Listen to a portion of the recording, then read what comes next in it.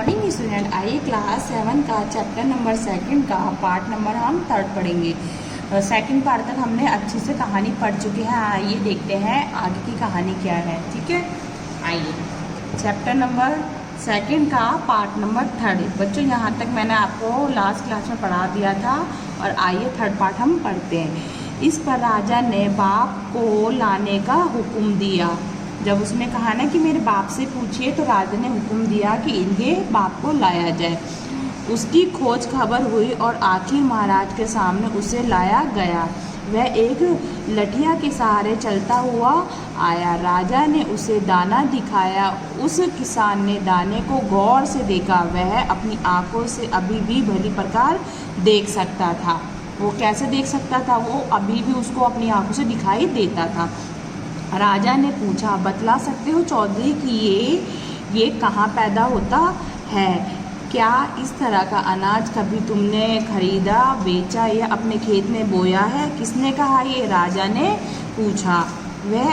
वह आदमी थोड़ा ऊंचा तो सुनता था, लेकिन अपने लड़के जैसा बदहल ना था। मतलब कि उसका जो लड़का था ना, वो देख सकता था ना सुन सकता था, और उसकी फेस जो था कैसा था? मुल्तानी मिट्टी जैसा था। पर उससे अच्छा सुनने वाला इसका कौन था? बाप था, जो अच्छे से सुन सकता था। उसने कहा, नहीं, मैंने ऐसे दाने का अनाज अपने खेत में ना बोया है, ना काटा है, और बेचने खरीदने की जो बात आपने कही, मैंने ऐसा अनाज ना कभी खरीदा और ना कभी बेचा। हमारे ज़माने में सिक्के का चलन ही नहीं था। बस अपना अनाज उगा लेते थे और कमी होती या ज़रूरत होती तो आपस में बाट बदल लेते थे। मुझे मालूम नहीं कि यह अनाज कहाँ की उपज है। हमारे ज़माने का दाना आज के दाने से तो बेशक काफ़ी बड़ा होता है और भारी भी होता है, लेकिन इस जैसा अनाज का दाना मैंने आज तक नहीं देखा। मैंने बाप को कहते सुना है कि उनके ज़माने में गेहूँ बहुत बड़ा होता था और एक दाना बहुत सा चून देता था। आप उनसे पूछें। चून मतलब कि बच्चों, गांव में ना आटे को क्या बोलते हैं? चून कहते हैं। मतलब कहते हैं ना आपस में कि चून ले आओ, लाओ चून ले आओ, रोटी पका दें। तो चून का मतलब होता है आटा। तो इसमें क्या कहा इसने राजा से? जो उसके पहला जो किसान था, उसके बाप ने ये सब कहा कि हमारे ज़माने में, या मैंने कभी खेती की और या मैंने कभी अनाज खरीदा या बेचा, मैंने ऐसा दाना कभी भी नहीं खरीदा और ना ही मैंने कभी देखा था। राजा ने इनके बाप को भी बुला भेजा। मतलब कि इसने फिर क्या कहा कि मेरे बाप को बुलाया जाए। तो राजा ने हुक्म दिया, तो उसके बाप को भी बुलाया गया। खोज करने पर वह भी मिल गया। तो जब उनके राजा के सिपाहियों ने उसकी खोज की, तो राजा के सिपाहियों ने खोज की तो उनके पिताजी भी मिल गए और राजा के सामने लाया गया। कौन लाया गया?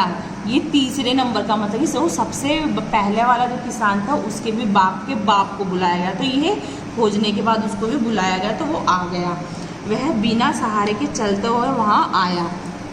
ये ना बिल्कुल हट्टा खट्टा, अभी तक कहानी पढ़ी तो उसके हिसाब से बिल्कुल हट्टा खट्टा लग रहा है। तो जो कि बिना सहारे के चलता आया। निगाहें उनकी निर्दोष थी, कान ठीक सुनते थे और बोलते भी वह साफ और स्पष्ट थे। वो उनके कान जो थे सही सुनते थे और बोलते कैसे थे? वो स्पष्ट बोलते, मतलब कि साफ बोलते थे, हकलाते नहीं थे या रुक के नहीं बोलते थे। नॉर्मली वो कैसे बोलते थे? स्पष्ट बोलते थे। राजा ने उन्हें दाना दिखाया। राजा ने उन्हें क्या दिखाया? राजा ने उनको दाना दिखाया। उन वृद्ध पितामह ने उसे देखा और हाथ में लेकर परखा। फिर बोले, आज कहीं मुद्दत के बाद मुद्दत का मतलब क्या होता है बच्चों?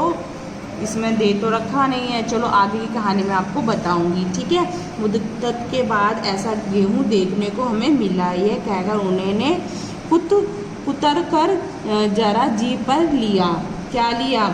अभी देखते हैं क्या बोला इसने। बोले, हाँ, ये है वही किस्म है। क्या है?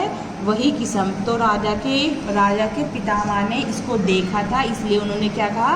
कुतर कर जरा जी पर लिया। मतलब कि उन्होंने उस दाने को क्या करा? थोड़े से अपने दांतों से काटा और उसको खाकर महसूस किया क्या है वो।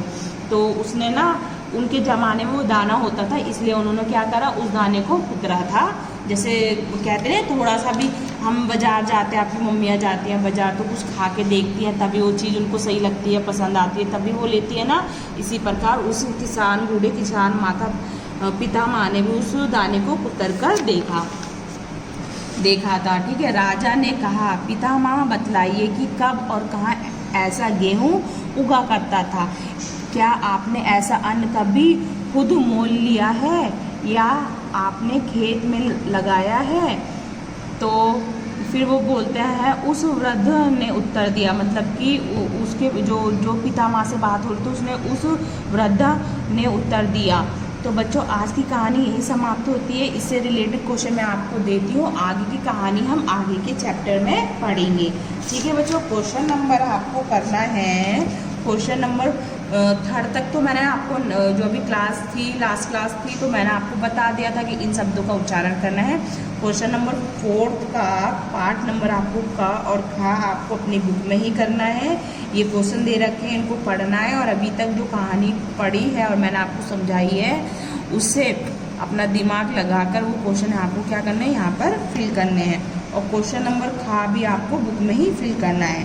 क्वेश्चन नंबर 5 का पार्ट नंबर आपको का, ख और गा ये करना है आपको, किसमें, बुक में करना है। ये है टिक द करेक्ट। जो कहानी अभी तक हमने पढ़ी है, जो वाक्य बिल्कुल सही होगा कहानी के हिसाब से, उसके ऊपर उसके आगे क्या करना है, आपको सही का निशान लगाना है। और जो कहानी में जिस वाक्य का प्रयोग नहीं कहा गया है और वो वाक्य गलत है, तो उसके आगे आप क्या लगाओगे, गलत का निशान लगाओगे। तो बच्चों ये कार्य आपको किस में करना है, बुक में करना है।